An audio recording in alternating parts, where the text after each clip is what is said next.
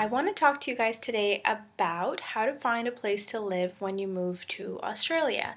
And depending on where you go, there's a lot of things that you need to consider, but in the next few minutes, I want to go over the basic things that I wish someone had told me. Number one, when you say you want to move to Sydney, there actually is a lot of surrounding little suburbs around Sydney that also sort of constitute Sydney, but they're not. Like if you're from Toronto, for instance, there's like the GTA, which is like the Greater Toronto area, like Mississauga, Brampton, and all that sort of stuff. When I moved to Sydney, and anyone who's watching this and actually lives in Australia, I thought I was moving into Sydney, and I actually moved into a town called Blacktown. I think the name gives it away, and it was actually nothing like Sydney. It was nowhere close to the city, and it was a massive, massive hassle. So that was the number one thing. So really research the exact location of where you're moving or wanting to move to. So go on Google, talk to your friends, see if you know anyone who lives in that city already or that country and can inform you. And I was actually on the plane and I told the guy sitting next to me that I was going into Blacktown, and he was just like, good luck. So that wasn't the warmest welcome I was looking for. And Blacktown is okay. It's just that it wasn't suited for what I wanted, and I ultimately wound up moving into Bondi, which I loved. So that's the first thing that is super important. So make sure you move into the right suburb, okay? Suburbs are really important in Australia, so make sure you move into the right one. Number two, if you are looking to move into a place on your own, it can be a little bit difficult because when you go through, like to look at an apartment, you'll actually meet with a realtor. And these guys are property managers, and they will ask you for an employment letter, a bank statement, reference letters, and all these sort of things to make sure that they have the right person taking on to the apartment. And the way the rent works is actually you pay by the week.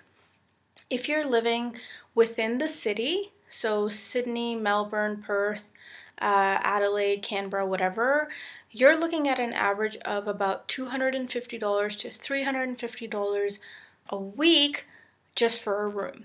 It is pretty pricey, and I can see a lot of you guys having second thoughts about moving to Australia already, but the wages do sort of make up for it, and it's actually not that bad.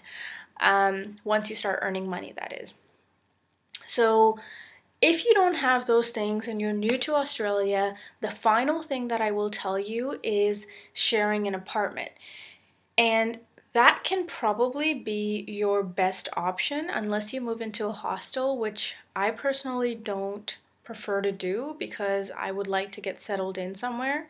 But if you want to go somewhere, get the feel for it, and stay in a hostel, be my guest. If you want to live with someone, there are a lot of really good websites to find a good flatmate, and you can interact with these people. You can talk to them, add them on Facebook, whatever you need to do, whatever you need to do before you move into the place with them. The benefit of that is, number one, you're not going to be signing a long lease. So let's say you move into a suburb around Sydney and then you realize, I actually want to move to Melbourne. You can kind of get up and go with a lot less weight on your shoulders and a lot less responsibility. Number two, it'll also help you save money while you're initially making money.